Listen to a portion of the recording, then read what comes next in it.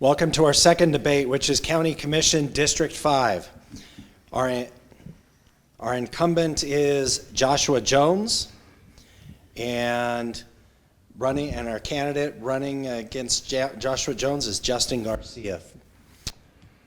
With this, we'll once again have 1 minute closing. 1 minute opening, 1 minute closing. We'll have questions in between. In addition to that, you'll be advised on your questions if they are 1 minute or 2 minute. Each question will be repeated back to you. We'll go in alternate order. And since Joshua Jones is the incumbent, he will start us off with the opening. Thank you so much, sir. Good evening, everyone. I want to take a quick moment to thank Mr. Jerry Schalow and the Rio Rancho Chamber of Commerce for putting together this event. You know, I think it's very important that the community has the ability to come out and hear from the candidates they're going to be voting for here in November. It's important that you hear their priorities and their issues and and what they're passionate about. And what they're going to do in order to drive change. Again, my name is Joshua Jones. I am your current County Commissioner, Sandoval County District 5, and I'm really excited to be here with you tonight to be able to discuss the future of our beautiful and diverse county. Over the past year, I've worked hard to ensure that your voices, especially the rural, tribal, and unincorporated communities, are heard loud and clear. Together, we've made strides toward clean energy projects, supported local businesses, and strengthened our abilities to serve our diverse communities. Thank you. Thank you, Joshua. Justin Garcia, your opening. Thank you. Can you hear me?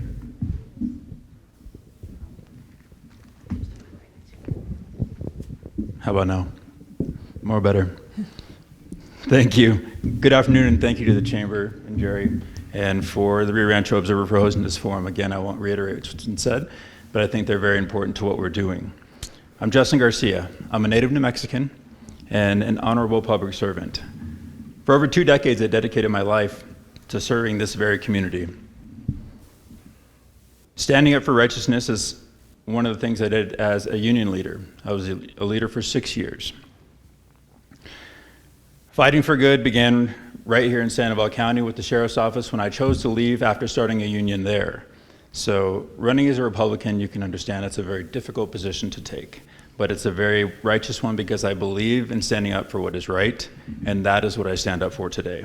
As your commissioner, I'm committed to preserving and celebrating the unique attributes of our communities. I'll dedicate myself to ensuring that our diverse District in 5 is well represented. And I want to say that we have a very unique district and a very large district. Thank you, Justin. All right, first question, and these questions are being proposed today by Tracy with the Rio Rancho Observer. Okay, our first question is a 1 minute question, and it has to do with the workforce. U.S. Cotton announced its intention to stop production in Rio Rancho next year. What do you propose the county can do to attract more career jobs to Sandoval County? Jerry, who goes first? I believe I go first. Yes, you're up first. Yes, correct. Thank you. So the loss of any industry, but especially one that's we can see outside the windows, is very important because we have a relationship with it. Me coming from the Rio Rancho Police Department has a very distinct relationship with it because I pass it every single day. I had a good relationship with them because we worked on several different projects together. However, one thing I continue to hear from business owners, and as a business owner myself, I do not employ anybody but myself, but I have heard as I've traveled around the county that it's hard to find people who want to work. On top of that sentiment, I think Sandoval County is seeing a growth in industries such as technology, healthcare, manufacturing, and solar. And we need to expand on this workforce. The commission has to prioritize local initiatives, and that includes looking towards educational perspectives like the one the Rio Rancho Public Schools is doing for career technical education. That is going to be able to provide a workforce that we're going to see continue throughout our progress in healthcare and other diverse and business opportunities. Thank you, Justin. Joshua, the same question. Tracy, you want to repeat it? Yes. U.S. Cotton announced its intention to stop production in Rio Rancho next year. What do you propose the county do to attract more career jobs to Sandoval County? Thank you for the question. What the county has been doing is working with some of the industries that we already have in place. We just recently had a meeting with Intel, and we've created a partnership with them to the fact that they will help us with bringing in companies that are associated with Intel to bring jobs to New Mexico. You know, it's very important that we look at District 5 uniquely. I would push back a little bit and say that in this district, it's not the fact that we don't have people that want to work. I don't know if we have a qualified workforce for some of the jobs that we're bringing in. When it comes to workforce expansion in Sandoval County, we need to focus on creating opportunities that benefit all communities. We have the help of our federal legislators, Congresswoman Ledger Fernandez, who just poured in a few $1 million for workforce housing out in Cuba. So those are a few things that we can do for workforce expansion. Thank you, Joshua. And you get the next question first. Okay, this is a 2-minute response time question, and it has to do with budget priorities. As the county works through its budgeting process, what are your top priorities, and how will you ensure that resources are all allocated to the areas that need it most? Absolutely, and thank you so much for the question. And it's very important for District 5 because it's very rural. We have a lot of unincorporated areas, and we have a lot of tribal communities. So my budget priorities for Sandoval County are rooted in the belief that resources should directly benefit the people and communities that we serve. From my perspective, that means prioritizing investments in areas that strengthen our economy, improve public services, and uplift vulnerable populations. First, I believe we need to invest in the infrastructure, which we've done as a county, especially in our rural and tribal communities. This includes improving the roads, expanding broadband, which is very much needed, and ensuring clean water for all residents, which we've done or assisted with water projects throughout Sandoval County, especially in San Luis and Cuba, New Mexico. These investments not only create jobs, but also lay the foundation for long-term growth. We have reached out to our federal delegation to assist with the Forest Service roads. We've worked on outside-the-box ideas in order to get road graders for rural and tribal communities. We've worked with Cabazon on funding opportunities for water projects. We've worked close with Hayman Springs for simple things like bill pay automation, funding food pantries in Rio Rancho and Cuba, New Mexico, to make sure that people or constituents within the county don't have to know where their next meal is coming from. We need to focus on education and workforce development by funding CTE, the career technical education programs, and partner with local businesses. We prepare residents for high-paying jobs in industries like clean energy and healthcare. Thank you, Joshua. Justin, you have the same question. Tracy? Yes. As the county works through its budgeting process, what are your top priorities, and how will you ensure that resources are allocated to the areas that need it the most? Thank you. As county commissioner, I believe the true understanding comes from engaging people in the community. That's what I've been doing on this campaign trail. And understanding that in budget discussions is incorporating those community members in budget discussions is vital. We have to understand and be intertwined with our community to understand what is necessary in those communities. Number one, without question in my mind, is public safety and emergency services. Sandoval County is ranked the #2 safest county in the entire state of New Mexico, which you think was good. We have the ability, we have the resources, and we have the budget to be able to create us an opportunity to be #1, without question. I believe we can increase the resources for our law enforcement to make us #1, but as part of that, you have to understand that our fire and rescue deserve that allocation for staffing and for resources to avoid the extended response times that we're currently seeing from both sides. So even though a 911 call may come in, we want that response to be urgent and active. That's going to be my first and initial priority. Coming with that is the infrastructure development. I think we're required to provide that infrastructure so that our emergency services, that our people in the rural areas are able to get to where they need to get. Especially because when you go out to like chapter houses, they get a lot of their information from a single source. So they travel long distances to be able to get in certain areas. And that requires the infrastructure necessary for us to provide to them. The other priority is 550 Northwest Loop. I've created a community task force that's looking at that currently, and we are moving forward with the New Mexico Department of Transportation and other stakeholders to make sure that that is no longer a danger zone, and we have the ability to create a safe travel route along what is New Mexico's most deadliest highway, New Mexico 550. So thank you. Justin, next question is going to you first. Okay, this is a 1-minute question, and it regards infrastructure. Do you support the expansion of Paseo del Volcan to Interstate 40? And what would your recommendations as Commissioner be to improve infrastructure in the county? Yeah. I've always been in favor of the PDV expansion. I think it's a vital project for Sandoval County in connecting I-40, US 550, and everything in between. We have the infrastructure improvement will not only facilitate smoother transportation, but we're going to provide a lot of economic growth along the way. We have that ability to attract new business and residents to run those businesses and work in those businesses without crossing the river, which is going to be a completely new phenomenon for us on this side of the world, because I think that that's what we need to be able to create a family work-life environment. The expansion is going to create job opportunities, and I think we have the ability to foster that with what we are strategically developing in placing the land plots as we continue to start planning this out. The commission has done a good job so far. Commissioner Howe's here, so we applaud them for their work, but I know we have a lot more work to do to ensure that this is appropriately executed and it's appropriately moving in the right direction.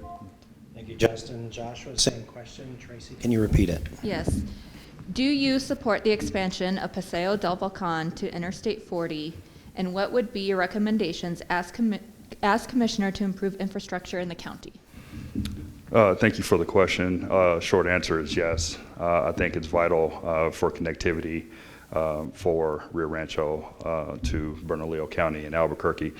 When it comes to infrastructure, including the Paseo del Volcan expansion, I see this as a critical opportunity to enhance connectivity and support our community's growth while being mindful of our environmental and community needs. From my perspective, we should approach infrastructure projects as a balanced view that considers both immediate benefits and long-term impacts. The Paseo del Volcan expansion is key to the project that we can improve transportation efficiency, reduce congestion, and boost economic development by connecting different parts of our county more efficiently. This can lead to increased access to jobs, education, and services, especially in our growing areas. Currently, conversations are being had about development of inland ports that will that will be developed along the corridor of PDV and will help support manufacturing industry and job creation for a lot of New Mexicans. Okay, thank you, Joshua. We have time for 2 more questions, and Joshua, you get the next one first. Okay, this is also a 1-minute question, and it is on transparency. How do you feel the county is doing on open records and transparency issues, and what, if anything, can be improved? Thank you for that question. As you know, transparency is a big deal, especially in dealing with government. We had a few issues with dispatch, and there were some conversations that were had as far as making sure that transparency and accountability was being had. So for us, it's very important. We'll make hard decisions that may not look sexy on the outside, but it gives the constituents exactly what they're asking for as far as transparency in reporting. Okay. Thank you, Joshua. Justin, you have the same question. How do you feel the county is doing on open records and transparency issues, and what, if anything, can be improved? So this is something that I have a lot of history with. So I like to say it as Sandoval County has come very far from the dark, dingy, late-night warehouse deliveries of ballot boxes from who knows where and from whom was being delivered. So that's a collaborative effort between the county clerk and the county commission to move forward in those talks to make sure that we have enhanced voter education, improve access to polling places, and I think the transparency issue has come milestones. So do we have places to go in the future? Absolutely. I mean, we can always improve on what we're doing. But I believe Sandoval County, like many areas, is in a very unique position in that perspective. And we have come far, but we also have the ability to enhance what we've done. And as candidates, we see a lot more than what the normal person does. And it's our perspective to make sure that we have to hold ourselves accountable, one, but we have to be honest about our values and the purpose of our communication and what that means, not only now, but when we actually take office. And you have to be a true leader from that perspective, and that is part of that transparent view. You can't just grab the golden shovel on groundbreaking day. You have to grab the rusty wooden one to make sure the groundbreaking goes well. So, thank you. Thank you, Justin. And the final question will come right back to you. Okay, this is another 1-minute question, and it's on crime and public safety. What measures can the commission implement to ensure public safety is a priority?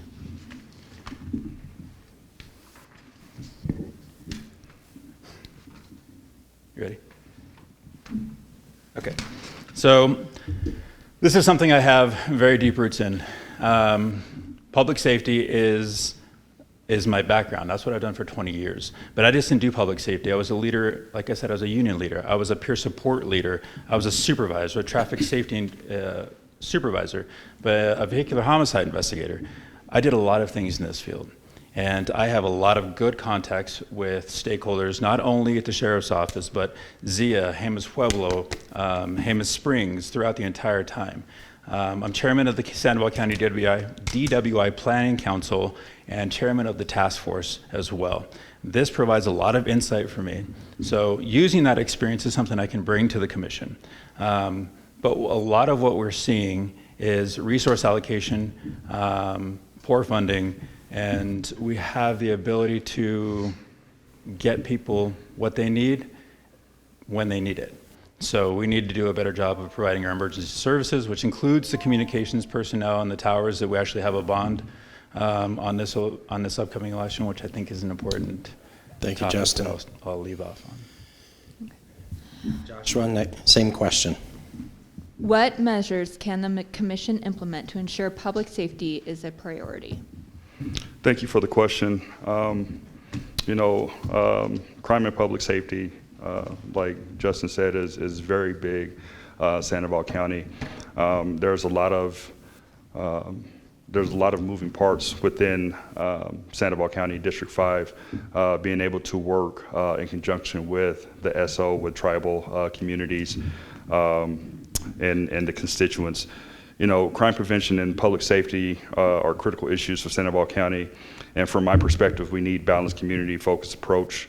Myself and Commissioner Block are working right now with the Sheriff's Office to work closely with Kirtland Air Force Base to recruit some of the already active duty members who are going to get out, right? And what we can do is cert by waiver to make sure that these individuals who are already highly qualified have an opportunity to come into our Sheriff's Department, and that will help us quickly backfill any positions that we have open currently.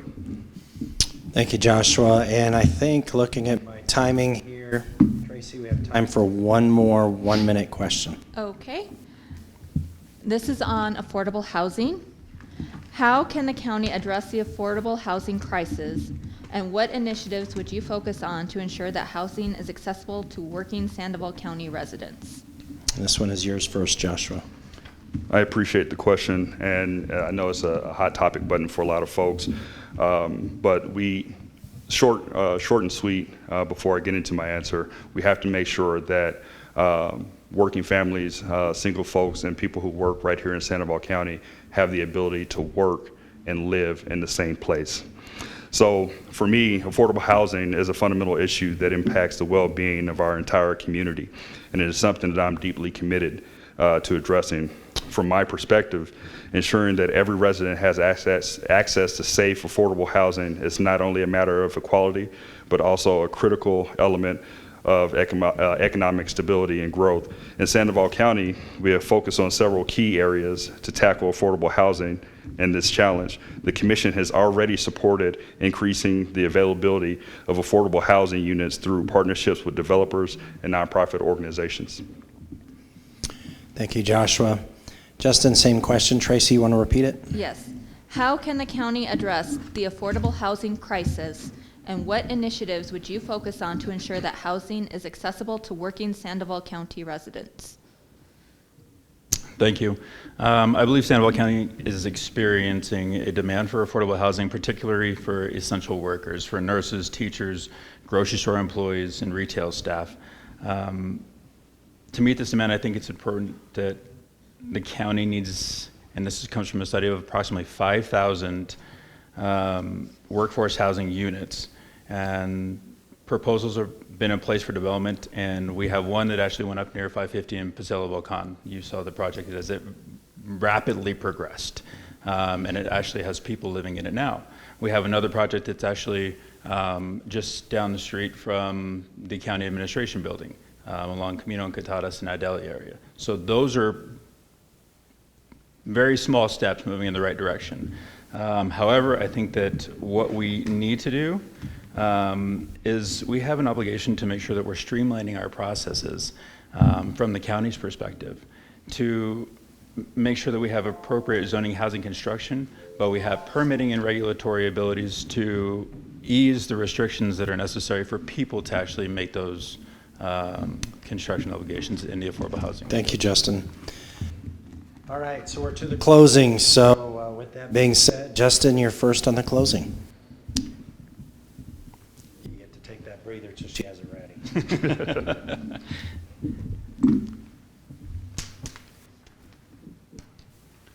Thank you.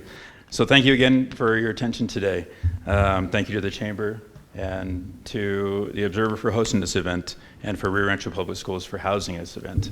I think it's an appropriate opportunity for me and to appreciate what I have shared as my vision for District 5 in the very few minutes that I've had to do that tonight.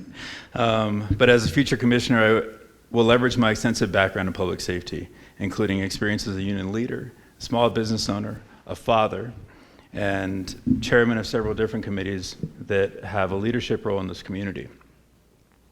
I'm committed to honoring the rich cultural heritage of this district while ensuring that every community has what they need to thrive and get better and better. Together, we can enhance the infrastructure, support sustainable growth, and enhance our public safety forces to fully equip and adequately staff to make sure that we can effectively provide those services to Sandoval County residents throughout the entire county. With that, I look forward to earning your trust and support. Thank you. Thank you, Justin. Joshua, your closing. Yes, sir. Again, thank you to the Rio Rancho Chamber. Thank you all for being here this evening. Thank you to Mr. Justin Garcia being here as well. It's been an honor to serve as your Sandoval County Commissioner, and I'm proud of the progress that we've made together, us as a commission. But this is just the beginning, and again, we're just getting started. I'm committed to serving this great community for the next 8 years, ensuring that our communities, whether rural, tribal, or urban, continue to thrive. We'll keep pushing for clean energy projects, expanding opportunities for small businesses, and standing up for our diverse communities and working families. Together, we'll build a future that lifts every corner of Sandoval County. I'm excited for what's ahead, and I'm grateful for your trust and your partnership as we continue to move forward. Let's keep building a stronger, brighter future together. And again, thank you so much for having us here. I am your current County Commissioner, Sandoval County District 5, Joshua Jones. Thank you. Thank you, Joshua Jones. Thank you, Justin Garcia. This concludes the forum for County Commission District 5. Give them a round of applause. Thank you all. We'll get started in about 5 minutes on the next district.